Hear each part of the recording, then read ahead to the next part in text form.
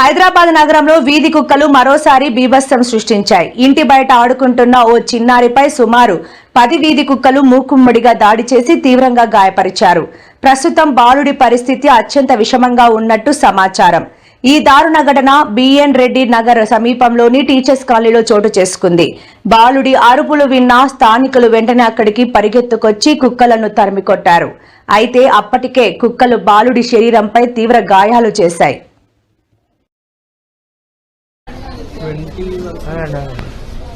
మొత్తం తీర్పిస్తారు.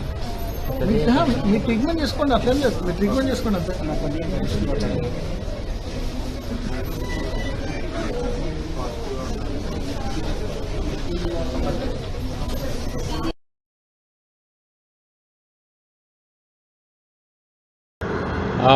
హస్తినాపురం డివిజన్లో ఆడుకుంటుంటే కుక్కలు ఆ అబ్బాయిని మీనబడ్డాయి.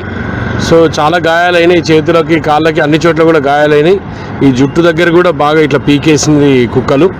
సో దగ్గర ఉన్న స్థానికులు ఇమీడియట్గా బండి మీద తీసుకొని వచ్చి ఆ యువకులకు నిజంగా కూడా హ్యాట్స్ ఆఫ్ చెప్పాలి. పిల్లగాడు బాగా బ్లీడింగ్ అయింది. ఇప్పుడే కామినేని హాస్పిటల్లో జాయిన్ చేసినాం. సో పిల్లగాడైతే సేఫ్ ఉండని డాక్టర్స్ అయితే చెప్పారు, కానీ సో ఐసీయూలోకి షిఫ్ట్ చేసి వాళ్ళ పేరెంట్స్ సిద్దిపేట నుంచి వచ్చిండ్రు. ఇప్పుడే వాళ్ళ పేరెంట్స్ కూడా పైకి వెళ్ళారు. నేను కూడా కన్సర్న్ ఎంఎంసీ అధికారులను ఇమీడియట్గా ఇంటిమేట్ చేసిన, కావాల్సిన అన్ని చర్యలు తీసుకుంటున్నాం. గవర్నమెంట్ పరంగా ఎక్కడ ల్యాబ్సెస్ లేకుండా చూసుకుంటాం. ఆ అబ్బాయికి కావాల్సిన ఇమీడియట్గా ఐసీయూకి షిఫ్ట్ చేయించినాం. డాక్టర్ బిక్యా నాయక్, ఆయనతో పాటు శ్యామ్ సుందర్ గారు వచ్చారు. శ్రీనివాస్ రెడ్డి గారు ఏదైతే డిప్యూటీ డైరెక్టర్ ఉన్నారో ఆయన కూడా కోఆర్డినేట్ చేసిండు హాస్పిటల్ తోటి. So hope everything goes good. ఆ పిల్లోడికి ఏం కావద్దని భగవంతుని ప్రార్థిస్తున్నాం.